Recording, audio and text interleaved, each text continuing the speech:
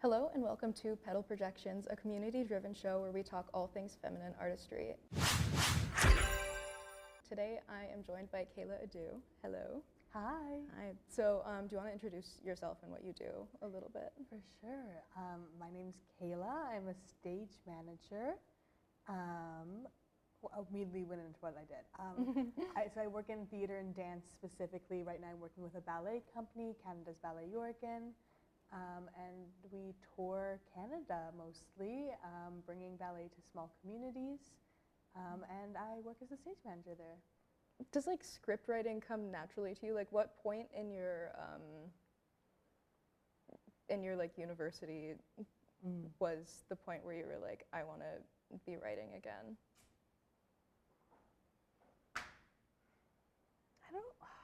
Probably when I went into the playwriting and dramaturgy stream, Okay, yeah. just because I was so surrounded by it all of the time, and we even the dramaturgs had to write often, like even if we weren't like writing like full plays or whatever it was, and so I got more into it then. What was like? I know that the Rinks and Sugary Drinks we did over the summer, and what was that process of like? Because I know that you first had the monologue, I think. Yes. Yeah, I had little bits and pieces of it that came from different experiences. Like I had the ending of it for a long time, and then I had Zara's monologue for a long time. And I didn't even know that they were the same thing, and for the same people. And then it was very much, I think it was like a decision to write it. I was like, I need this cathartic experience. I feel like people have told me that it would be helpful, and it was helpful to be able to like I guess like it wasn't lovely to like reflect, but to like really like work it out and like parse through how I was feeling and like be able to place that into the characters was really. It was just very like raw and vulnerable in a way that I really respect from any like kind of writing, and it's just. I think to me, being a part of it was really cool because we share a lot of the same cultural experiences. I know that family dynamics and everything play into it. What was kind of like the community response for you with that? Because I know that like with me, I have a lot of like things that I need to censor from like my life and into my writing that are like, this is just something that I won't talk about for the sake of this person or this person. Yeah. So what was that kind of like thinking that through? Well, we know the one bit that I had to take out because I was like, I don't need to offend my mom. Yeah. But she was happy with the rest of it. Yeah. She cried afterwards. Like it was like, and like all of like she brought her friends and things like that, and like they were all really really receptive. She even brought like one of like a family friend who's like a 20-year-old boy, and I was like, oh my god, he's gonna be like, what's going on here? And he was like, that was really, really great. Like, you did something there. And I was like, thank you so much. So it was a great response, actually. I think that I was able to, like, there were moments when I was watching it and my mom was in the audience and she would look back at me being like, this is about me. But I think luckily, I don't know like what the practice was to get there, but I think I did it respectfully, and she like I'm glad that I did because like, the last thing I would have wanted was a negative response from her. Yeah. Did your brother ever? No. Oh my god, my brother. Yeah. No. I feel like I don't know. Sibling relationships are so weird with like sharing art because you kind of like grow up in the same. Like there's nobody that shares the same experience of growing up more in terms of like environment. Yes. So like sharing my writing with my sisters is always like, I don't know, I'm just always like internally caving in on myself. I 100%, that's how I feel about sharing with my mom, honestly. Okay, but I like my brother's just like not relevant in that way. Yeah. Great guy, whatever, but like not relevant in that. Like I don't know, like he's never come to anything, like one of my shows or anything that I've stage managed, anything I've directed, like it's just, that's not what our relationship is. Yeah. Fair enough. Which is odd because he did go to a liberal arts middle school, like he was into theater and stuff. They faded. Just not anymore. Not anymore. Yeah. He does, Fair enough. he rock climbs. Oh, that's fun. Yeah, happy for him. Is there anything else like writing-wise that you're working on? I know At that this very moment. letter is still dated, but The letter is dated. Yeah. She's sitting. No, honestly, not at this very moment. I feel like every time that I have, like, I've written like 3 plays, and each time it's been like, oh, there was a source of inspiration, and I went for it. Like, okay, I don't yeah. like really have. Like, I don't consider myself a playwright in the way where like that's gonna be my career and like I'm always writing. Like, it's like, oh, something has come up, Okay, and yeah. I'm like, oh, I need to write about this, and like that just hasn't happened in a bit. So Yeah. we'll see. But that's awesome. I Like- like the whenever inspiration just hits, it's yeah. so good and it's so much easier. Luckily, I it's love not it. the thing that's going to be making me like money. So like you know, I have like it can hit when it wants to Yeah. hit. Like, I don't need to force it. Do you want to talk about the show itself a bit? Yeah. So Rinks and Sugary Drinks was a exploration of what it means to be beautiful as a brown woman in the West, and that was really represented through the relationship of two women who had both experienced rape in different circumstances, and it discusses it's like a lot of really big topics that are kind of thrown in throughout, just because I found like I remember so vividly being in like grade 10 and having to write a monologue, and the character I wrote was queer, and my teacher was like, you need more information about the queerness, and I was like, it's not important, like she's just queer, you know what I mean? Like, there's just like, I think there's so many elements of being like a teenage girl where you are dealing with all of those huge big things at the same time, whether it be like the perpetuation of rape culture or body image issues, or like dealing with like race and what it is to be brown in a predominantly white area. And so I wanted to be able to incorporate all of that, even if I wasn't able to explore it fully, because I feel like despite having dealt with all of those things myself, like I haven't explored it fully as a person, so why would the characters have? But to me, like, I think the most important thing in all of my writing, despite what the story is about, is honestly providing representation. Like, there's just no Arab women in anything, anywhere, ever. I don't have any like Arab women that I look up to, and I just want to be able to provide as much content and just media that people who look like me can relate to. Yeah. That's really awesome. Thank you. Can you talk about the skinny pretty white girl character? I can. Just Actually, do you want to give me like a rundown on every character real quick? Okay. Because there's 4 of them and it's brilliant. Thank you. Yeah. Thank you so much. Okay, so starting with like kind of like, I guess, the 2 leads, we have Kamari and Zara, who are very much like facets of myself. And Kamari is stubborn, and she is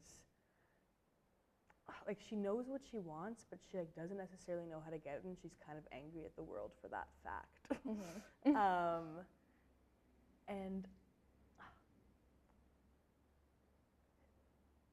I don't even know. Kamari's like all of the parts of myself that like I'm kind of scared to show to people. Like, she's very abrasive, and she says what she's thinking, even if it's not necessarily the best thing to say in that moment. And Zara's so funny. She's the kind of like very much parts of myself that I wish I could develop more. Like, she's very witty. She's very like she makes great references.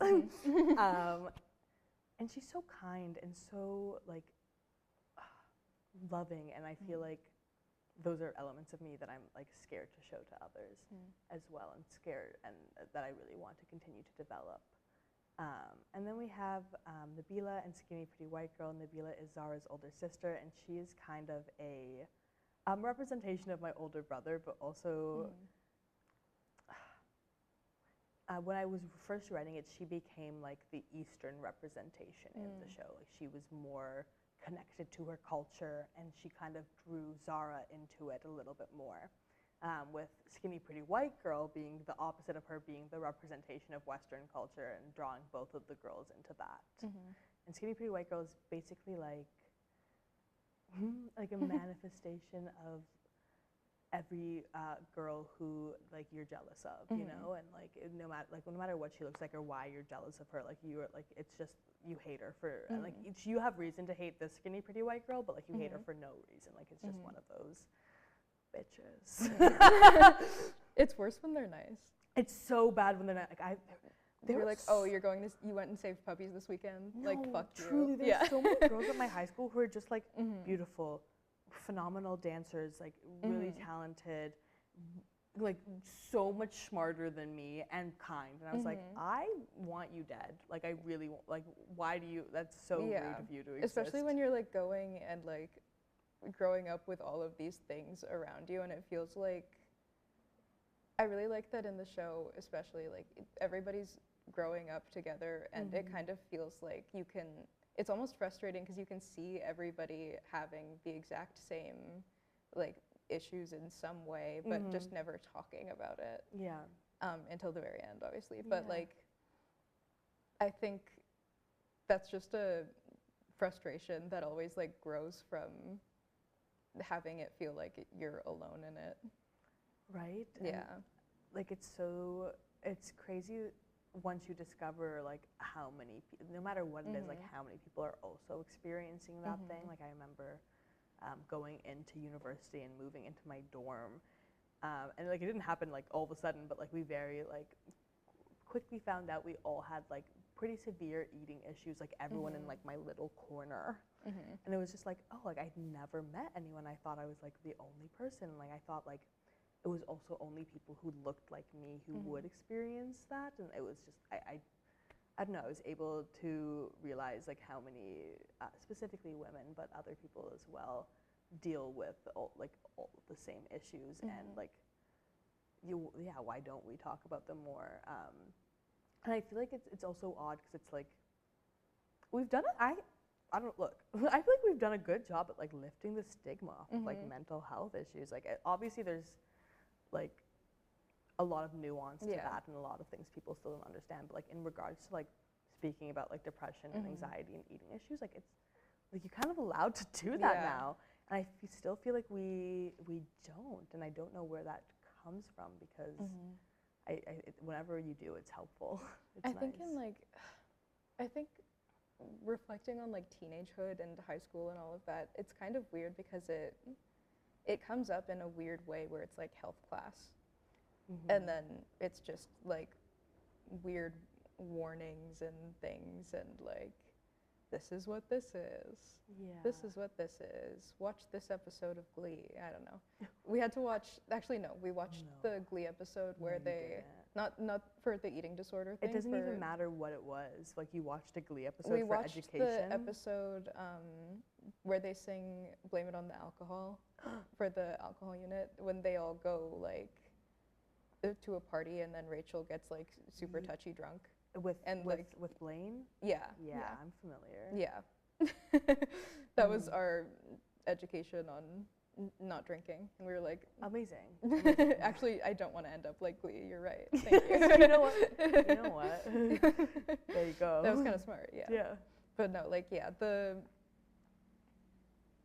stigma has been lifted in the like, I've seen a lot of writing about it. I've seen a lot of work about it. It's still hard to talk about. Yeah. And I don't know how to word this, but I feel like it's like, I don't know, when I talk about my mental health issues, I'm like, oh, this is cringe, you know? Like, you know, I know what you mean. Yeah, I feel the same way. Like, it's kind of like, first of all, am I inconveniencing anybody by talking about this? Second of all, I'm just like, ugh. Like, and I don't know why. And it's just such an internal thing, because whenever someone else does it, I have so many things like that in my head where it's like, when someone else does it, that's totally okay. When I do it, it's different. I understand, But and I think it's similar for a lot of big issues like that, where it's just like I know, like especially with like sexual assault, like so many women experience that in some way. But it's like, I don't know, like, I feel like in high school and like in middle school, it used to be like a thing. Like everyone would sit down and just be like, let us share our darkest, dingiest secret. And now it's like, I feel like also it's kind of like we all know that most of the people we meet probably. Yeah. And that kind of, it's weird because it removes the layer of like, let's sit down and like talk about all of these things. But it's also like, it makes it kind of unserious when it is serious. And then it's like a weird thing to balance of like, is this person coping in the unserious way or in the serious way?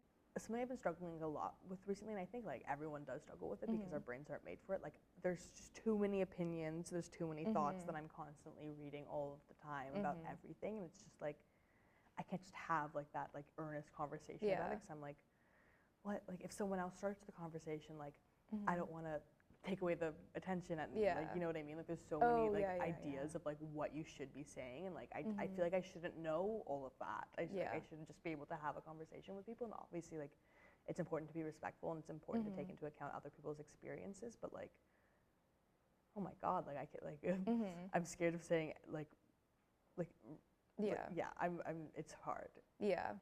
There's a tendency to just like trauma dump in a way and like really go into it and not really check in with a room if things are okay. Yeah. It's definitely so much more nuanced than it was when you were like 15. You Exactly. Like, I make myself vomit 7 times a day.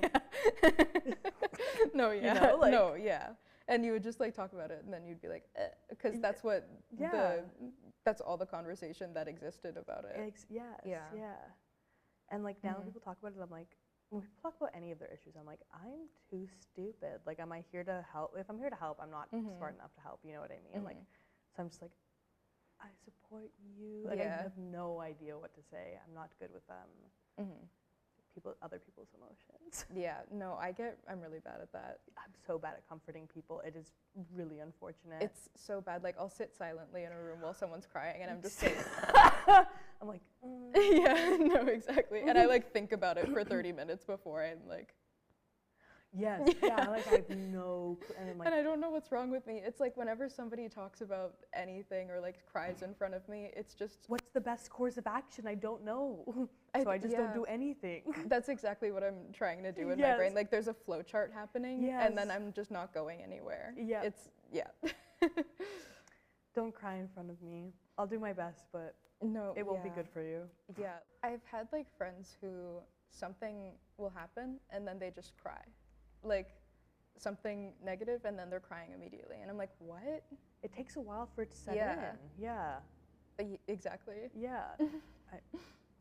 And I'll like try to cry sometimes. Like when I'm like, ever like at the end of an experience or something and everyone's crying, they're like, oh my god, it was so good. And I'm like, at the end of shows, yes, whatever it is, I'm like, it was great, and I'm so happy. I have no tears to give, I faked crying for so many years of like my initial theater stuff, just at the closing night when everyone's like sobbing and being like, this was the best time of my life, I'm gonna miss you all so much. And it's like, I do feel that way, but I'm just not there. I don't know what it is, or like really sad. I am a bigger crier at movies now. I used to like never cry, but now I'm like, I've never been able to make myself cry. Like I've always like listen to sad music, whatever. Like I've never, it'll come when it wants to come. Yeah. And I will not be able to control it in that moment. Yeah. Yeah. It sucks when like you know it's gonna happen soon and you're like, I don't want something small to be the thing that makes me cry, and it like always ends up happening. I'm also like, I feel like no one's like a cute cry, but like it's like I like wheeze and like hiccup the entire time. I have a picture to show you of me like sobbing recently. Like it was really intense. I would like to see it. It was like I had like snot coming out of my face. Like it was crazy. It's the cry to end all cries. Also, you know the like, do you ever cry and then immediately go to take a picture of yourself? Oh, of course, every time. What do you think the psychology with that is? Because I think everyone I know does that.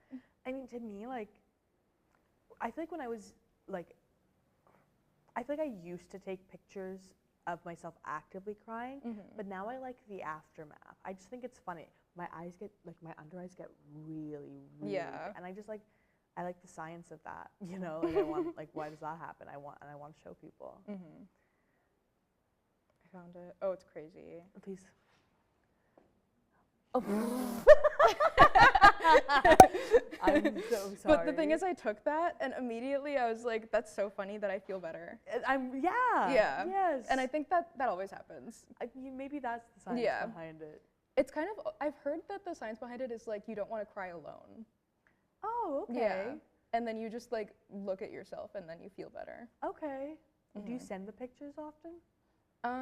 Only when they're like really funny. Okay, yeah. So I'll just take them and then, do you ever like take the picture when you're genuinely crying and then it doesn't look good and you're like, nah, 1 second. And then it's like not for real anymore and you're like, I wasted it. I have pictures of, I think this is the best cry of my life. I was at a camp and, okay, like I love attention. Like I feel like we need to put that out there for the story. I love, and the boys and the girls would each write a roast of each other, like the counselors.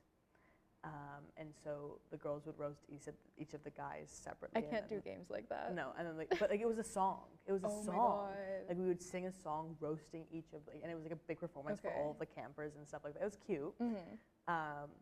And the guys knew like what is going to get Kayla like fucked up, like what is going to offend her, and they just didn't roast me. They included everyone but me, and I sat there sobbing for hours at camp as a camp counselor. Just like, oh my God. And I have the pictures. They're great pictures. They're really, really phenomenal.